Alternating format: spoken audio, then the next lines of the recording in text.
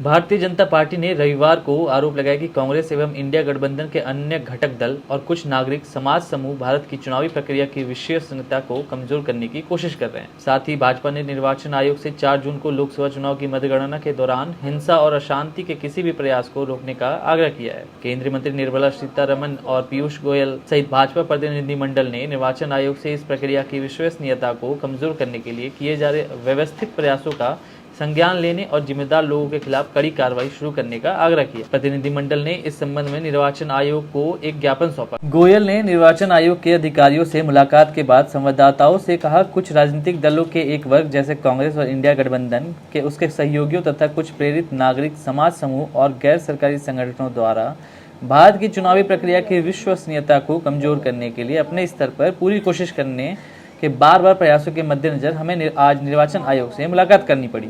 गोयल ने कहा कि भारत की बहुत मजबूत चुनावी प्रक्रिया के खिलाफ उनके प्रयास देश की लोकतांत्रिक संस्थाओं पर सीधा हमला है और सार्वजनिक व्यवस्था तथा चुनावी प्रणाली में विश्वास के लिए खतरा पैदा करते हैं।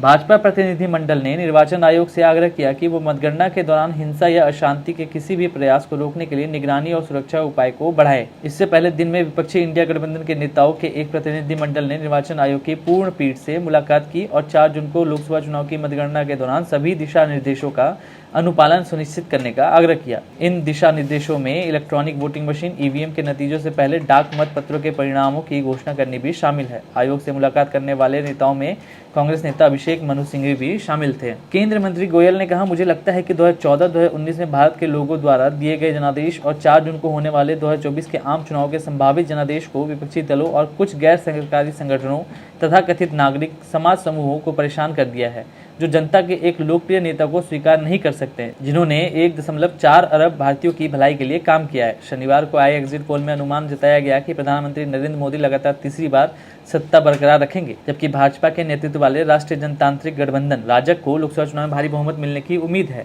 कांग्रेस ने एग्जिट पोल को रविवार को फर्जी बताते हुए कहा कि यह चुनाव में धांधली को सही ठहराने के लिए जानबूझकर किया गया प्रयास है और इंडिया गठबंधन के कार्यकर्ताओं का मनोबल कम करने के लिए प्रधानमंत्री नरेंद्र मोदी द्वारा खेले जा रहे मनोवैज्ञानिक खेल का हिस्सा है।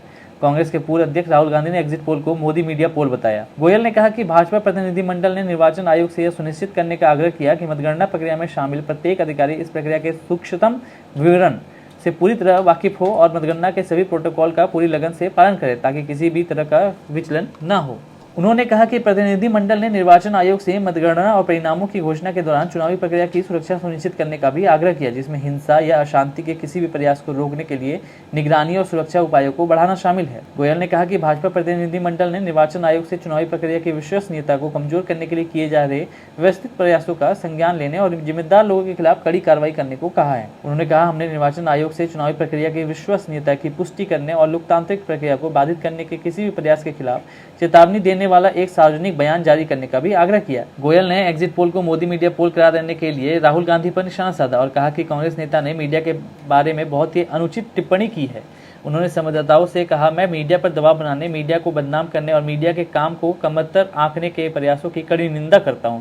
उन्होंने कहा कि जो लोग प्रधानमंत्री मोदी के नेतृत्व में और पिछले 10 वर्षों में उनकी सरकार के काम को स्वीकार नहीं कर पा रहे हैं, वो लगातार भारत की संस्थाओं, चाहे वो उच्चतम न्यायालय हो, विभिन्न नियामक संस्थाएं हो या निर्वाचन आयोग, को कमजोर करने के लिए एक टूलकिट लेकर आ रहे हैं। उन्होंने आरोप लगाया कि टूलकिट अब 28 मई के दिल्ली प्रस्ताव के साथ सामने आया है। हम नहीं जानते कि इस दिल्ली प्रस्ताव के पीछे कौन सी पार्टियां और लोग हैं। कोई हस्ताक्षर करता नहीं है, कोई नाम नहीं है, लेकिन कुछ राजनीतिक दल अब भारत के लोकतंत्र को कमजोर करने के लिए प्रयासों का समर्थन करते हैं। गोयल ने कहा, यह नागरिक समाज की आड़ में कुछ निकायों द्वारा किए जाने वाला एक प्रयास है जो अक्सर विपक्ष के लिए मोर्चाबंदी करते हैं। उन्होंने कहा, भाजपा और राजग विपक्षी दलों और कुछ नागरिक समाज समूह द्वारा किए जाने वाले ऐसे प्रयासों की कड़ी निंदा करते हैं। भाजपा के वरिष्ठ नेता ने कहा कि भारतीयों को अत्यंत गर्व है कि पिछले 30 वर्षों से देश में एक बेदाग ट्रैक रिकॉर्ड रहा है जिसमें चुनाव स्वतंत्र और निष्पक्ष तरीके से होते रहे हैं। उन्होंने कहा कि आज दुनिया भारत की चुनावी प्रणाली को सबसे मजबूत, पारदर्शी और उच्च निष्ठा वाली चुनाव प्रणालियों में से एक के रूप में देखती है। गोयल ने कहा कि हम कांग्रेस और टूलकिट और उनके सहयोगियों की कड़ी निंदा करते हैं जो भारत के हितों के खिलाफ काम कर रहे हैं और भारत की विश्वसनीयता और दुनिया भर में भारत के लोकतंत्र की समृद्ध परंपरा को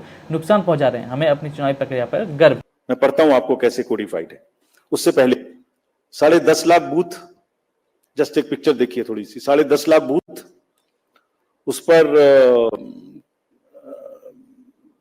एक हॉल में 14 टेबल के पीछे में पोलिंग पर्सोनल, टेबल के सामने में हर पार्टी, हर कैंडिडेट के पोलिंग एजेंट्स, 8,000 से ऊपर कैंडिडेट्स हैं सिर्फ पार्लियामेंट्री। अगर बड़े वाले का भी लगा लें, 3 भी पोलिंग एजेंट्स होंगे तो बाहर पोलिंग एजेंट, 10.5 लाख बूथ पे 3 भी अगर पोलिंग एजेंट्स हम एक काउंटिंग सेंटर में मान लें, उसके हिसाब से हर टेबल पे तो करीब करीब 30 से 35 लाख लोग बाहर हैं। उसी हिसाब से 17C कम से कम 30 से 35-40 लाख उनके हाथ में है, जिसको वो मिलाएंगे। और वहां माइक्रो ऑब्जर्वर्स हैं, कौन नहीं है? कम से कम 70-80 लाख लोगों के बीच में ये काम हो रहा है।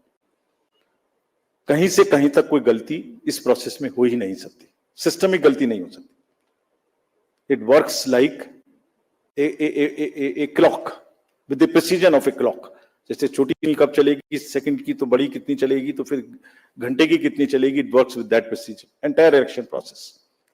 सो we want to say system में कोई प्रॉब्लम नहीं हो सकती। ह्यूमन प्रॉब्लम किसी से भी हो सकती है, आपके ऑफिस में भी किसी से ह्यूमन प्रॉब्लम हो सकती है, गाड़ी चलाने में भी हो सकती है, उसको हम डील करेंगे।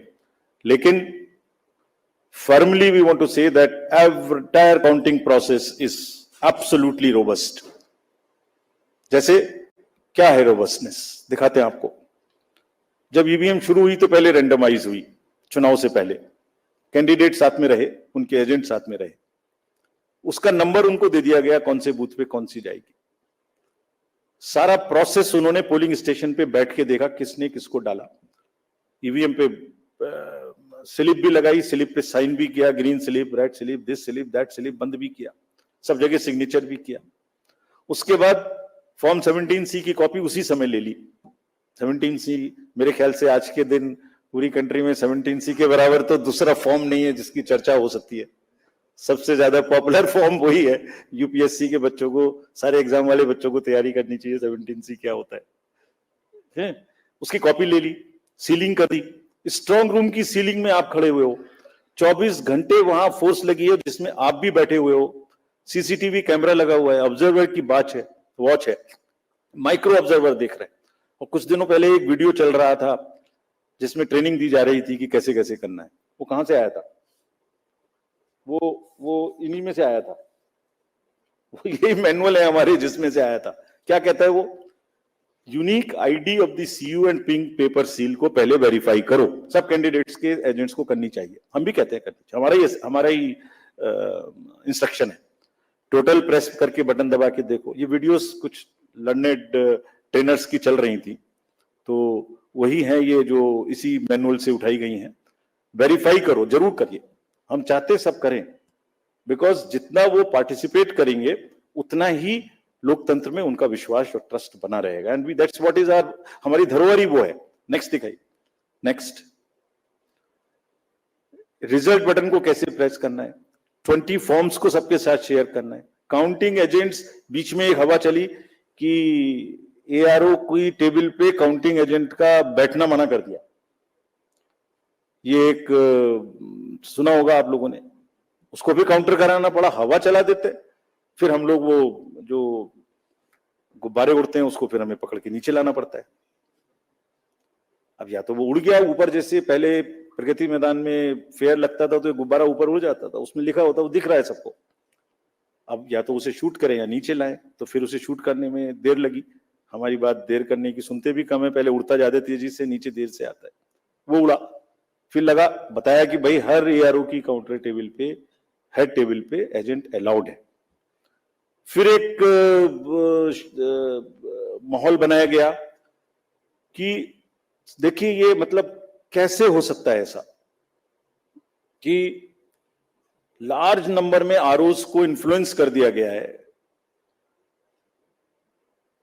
कैसे हो सकता है देश में। वो जो मैंने जिनकी फोटोज दिखाई थी आपको, जो काम कर रहे हैं पिछले 3-3 महीने से गर्मी में, कोई पूरी कंट्री के 800, 900, 700, 600, 500 लोगों को इन्फ्लुएंस कर सकता है? कर सकता है तो बताइए किसने किया, हम उसको सजा देंगे। हम उसको सजा देंगे, उसे बताना चाहिए कि किसने किया। काउंटिंग से पहले बताना चाहिए किसने किया, ताकि उन सब डिस्ट्रिक्ट मजिस्ट्रेट्स को या जिसने किया उसको हम सजा दे सकें। ऐसा नहीं हो सकता कि आप कोई अफवाह फैला दें और एक सबको शक के दायरे में ले आए, ऐसा नहीं हो सकता। काउंटिंग बिल्कुल नेक्स्ट। फिर कल मल्टी पार्टी डेलीगेशन में हमसे कुछ डिमांड की गई थी, हम सबको मान लिया। उनका कहना था कि लिखित में कि सीसीटीवी मॉनिटर मूवमेंट होना चाहिए कंट्रोल यूनिट्स का। डन, होगा, होता ही है। जाली लगी होती है, उसके बीच में से निकलते जाती है, होगा। Verification of current date and time display होना चाहिए, मैंने पहली स्लाइड में दिखाया, वो तो हमारी इंस्ट्रक्शन में लिखा है, होगा, मान लिया। स्टार्ट एंड एंड टाइम दिखाया जाना चाहिए, दिखाया जाएगा, जरूर दिखाया जाएगा, वो दिखाया जाना भी है, हमने मान लिया। मशीन के टैग्स को, ये कल की डिमांड्स हैं, तो स्लिप्स एंड टैग्स को वेरीफाई किया जाना चाहिए, जरूर किया जाना चाहिए। सीयू आने के बाद उसकी चेकिंग होनी चाहिए, स्टाफ को करनी चाहिए, काउंटिंग स्टाफ को। Instructions to counting staff to show the counting agents date of poll, name, party candidate, कितको कितने वोट मिले, जरूर दिखाया जाना चाहिए। काउंटिंग ऑफिशियल्स को रिकॉर्ड करने का मौका दिया जाना चाहिए कि मशीन उससे पहले नेक्स्ट रूम में जाए, जरूर किया जाना चाहिए। एवरी राउंड का रिजल्ट वहां डिस्प्ले करना चाहिए हर एआरओ को हॉल में। 70 साल से एक प्रोसेस चला आ रहा है, robust process, in under the eyes of lakhs and lakhs of persons drawn from different places। ऐसी कोई भी, हमने सबको निर्देश दिए हैं कि सारे आरओज एआरओज सबको वीसी करके हमने निर्देश दिए हैं, बहुत स्पष्ट, जैसे मैंने पहली बार भी बताया था। एंड निर्देश का मतलब, हमारे निर्देश का मतलब कोई मजाक नहीं है।